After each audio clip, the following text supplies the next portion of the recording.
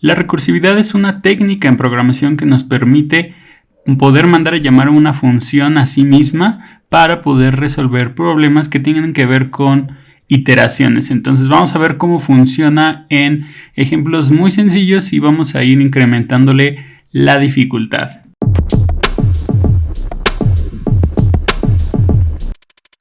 Vamos a empezar con un ejemplo sencillo. Como les decía, la recursividad tiene que ver con mandar a llamar a una función a sí misma. Vamos a empezar por un ejemplo que no es recursivo. Imagínense que tengo esta función que se llama contar. Lo único que hace es tomar un parámetro n y voy a aplicarle un ciclo para que me imprima los valores de n a 1. Entonces, si yo, por ejemplo, ejecuto contar 10, me tiene que imprimir los valores de n hasta 1. ¿Cómo podríamos cambiar esto para que fuera una función recursiva? Lo que voy a hacer es primero eliminar nuestro ciclo y, como les decía, hay que mandar a llamar a la misma función.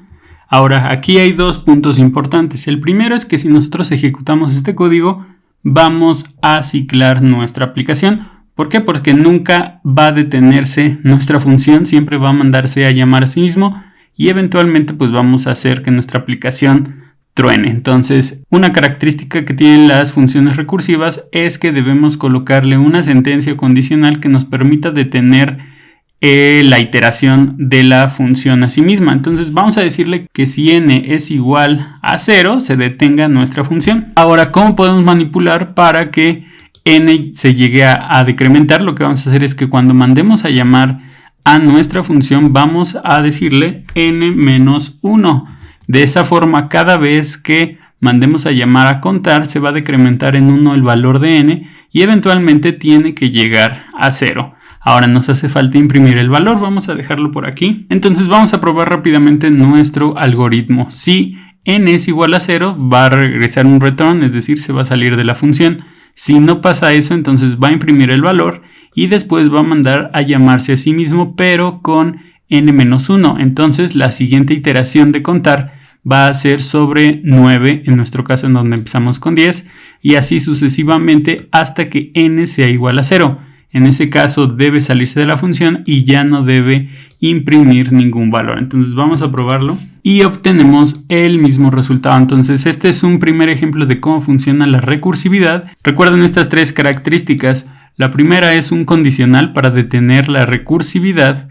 Segundo, pues es como tal la operación que se debe hacer en cada iteración, en este caso mostrar el valor de n, y 3, mandar a llamar a nuestra función, claro, con un valor diferente para que pueda continuar la recursividad y eventualmente llegue a cumplirse la condicional para salirse de este ciclo.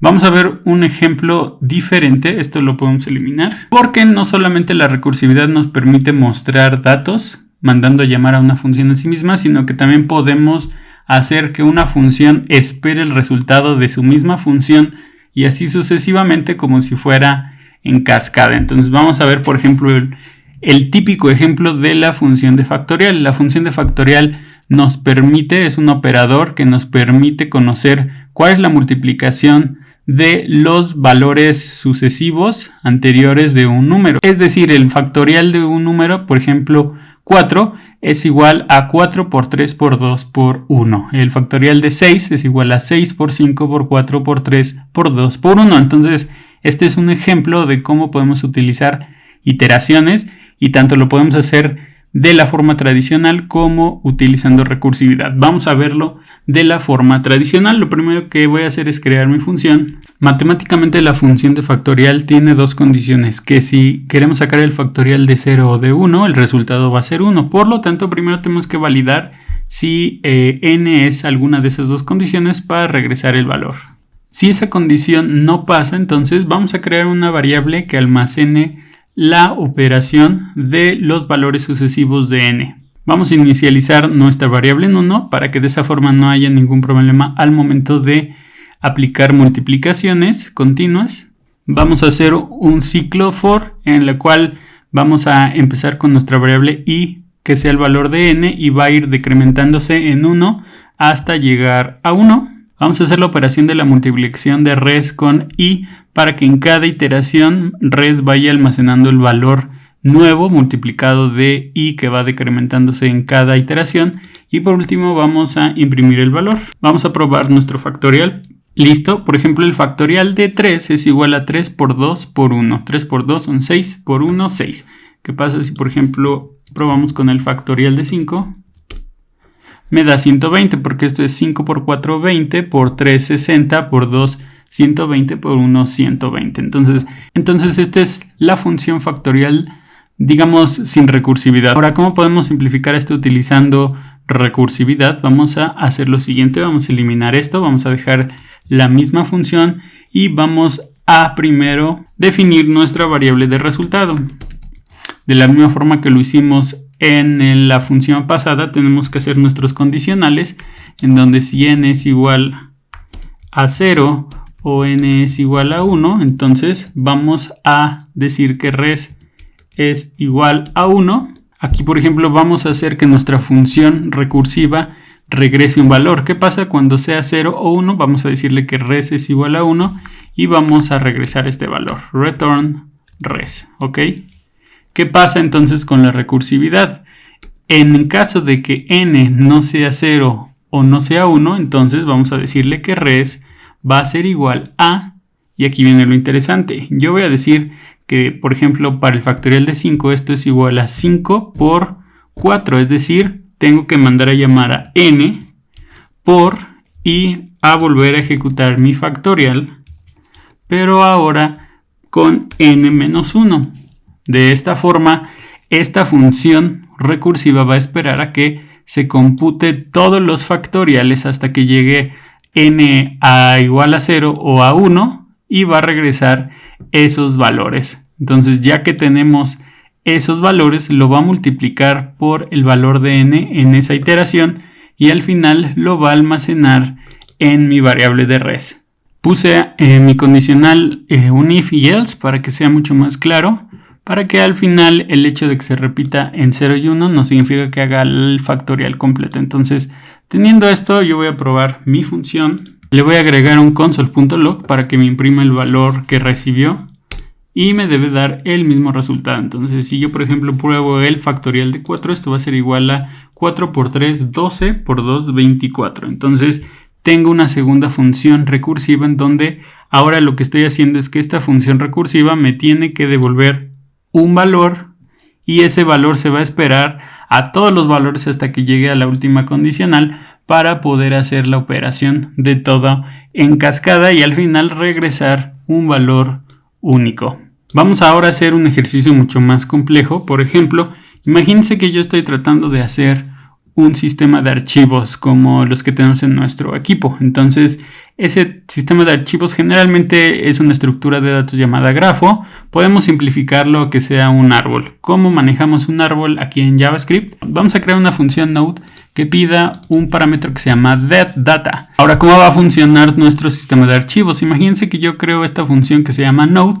Aquí le voy a ingresar los datos o el nombre del archivo o de la carpeta y tiene estas tres propiedades: left, right y data. Left es simplemente un apuntador o una referencia a, digamos, ya sea una carpeta o un archivo. Right va a ser lo mismo y data es el nombre de esa carpeta o ese archivo. Yo voy a crear instancias para cada uno de esos. Por ejemplo, yo quiero crear que mi carpeta raíz se llama C y aquí le voy a decir que node C, ¿ok? Users y system van a ser carpetas y voy a crear tres archivos que se llame file.txt, imagen.jpg y file.doc. Entonces, todo esto voy a utilizarlo para crear una estructura de un árbol que simule ser un sistema de archivos. Lo único que voy a hacer es apuntar las referencias left y right para que apunten ya sea a los archivos o a las demás carpetas. Por ejemplo, mi disco C apunta en su left o en su referencia de la izquierda a la carpeta de usuarios, la referencia a la derecha apunta a sistema, la carpeta de usuarios apunta a archivo 1, archivo 2 y sistema apunta a archivo 3. Entonces vamos a ver que esta es una estructura de datos en donde la recursividad nos ayuda mucho, sobre todo para navegar sobre este tipo de estructuras, en donde, pues, si bien también podemos hacerlo de la forma tradicional, muchos prefieren para este tipo de problemas poder utilizar recursividad por la simpleza al momento de navegar a través de estos elementos. Entonces, ¿cómo crearíamos un algoritmo basado en recursividad? Por ejemplo, yo le pondría primero una función que se llame recorrido. Aquí yo voy a preguntar por un nodo, es el cual voy a estar cambiando en cada iteración y con la que me va a permitir ir navegando a través de mis archivos o carpetas. Ahora, recuerden que en la recursividad necesitamos una condición para detener nuestras iteraciones o nuestra recursividad. Entonces, en este caso, si todos los nodos que son carpetas llegan a tener archivos, eventualmente debe haber o ya sea una carpeta que no tenga archivos o un archivo que pues ya no puede tener más carpetas. Por lo tanto, su referencia left y right deben de ser nulas, ¿ok? Entonces, cuando digamos que nodo es igual a nulo, quiere decir que ya estamos hasta el fondo de nuestro árbol y ya no hay más que recorrer.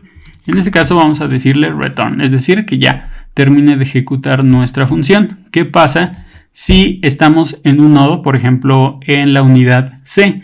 Vamos a imprimir el nombre o la data. Listo. Y por último nos hace falta ejecutar de nuevo nuestra función. Aquí vamos a tener que ejecutarla 2 veces porque hay 2 referencias, tanto a la izquierda como a la derecha. ¿Pero qué ponemos en cada uno de los parámetros? Pues el nodo que queremos seguir recorriendo. Entonces en este caso es nodo.left,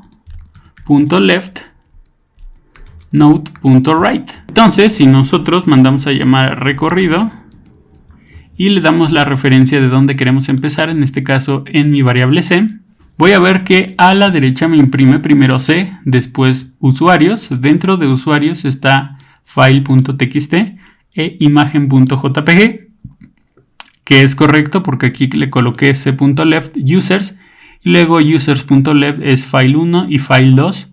Entonces está correcto. Después va a ir a la carpeta de system y al final me va a mostrar file.doc. Entonces vean cómo estamos utilizando la recursividad para navegar por una estructura de datos como es un árbol con solamente 4 líneas de código. Ahora, como les decía, el tema de la recursividad es que podemos hacerlo lo más difícil que podamos. Por ejemplo, vamos a agregarle más dificultad a esta función. ¿Qué pasa si yo quisiera que me dijeras cuántos archivos hay dentro de esta estructura de datos?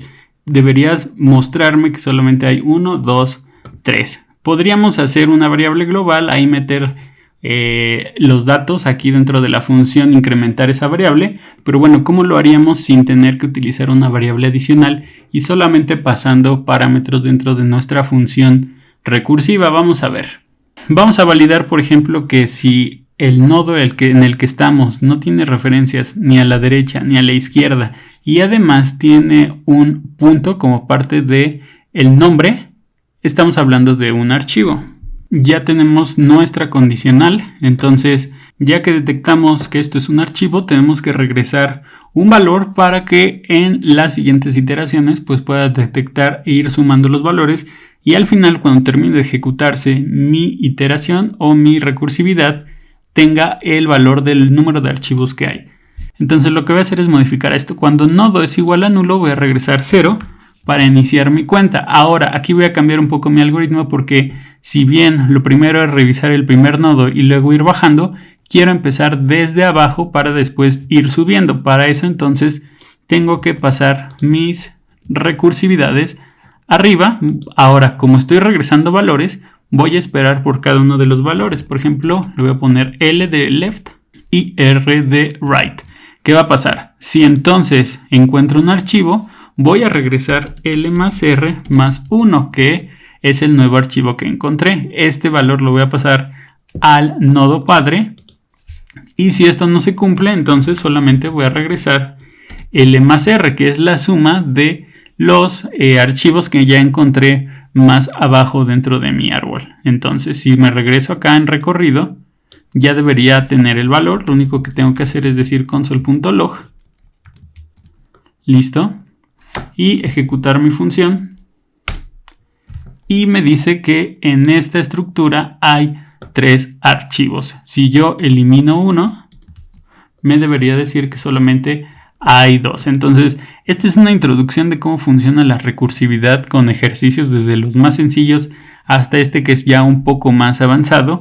No es tan sencillo a la primera entender la recursividad, sobre todo en este tipo de ejercicios en donde hay diferentes casos que evaluar dentro de una función. Pero bueno, con la práctica se puede ir mejorando la lógica y sobre todo entendiendo cómo manipular funciones recursivas, pues para que sin mucho código puedas analizar una gran cantidad de nodos o de estructura de datos o de valores dentro de una estructura. Entonces espero les haya gustado esta pequeña introducción, donde dejarme sus dudas, sus comentarios. Si entendieron, si a alguno de los ejercicios que hicimos no quedó muy claro, coméntenmelo para poder ayudarles y darles más explicación. Si les gustó este video, los invito a que me regalen un like, que se suscriban al canal y activen la campanita de notificaciones para seguir recibiendo videos como este. Y bueno, developer, si no hay nada más, nos vemos la próxima.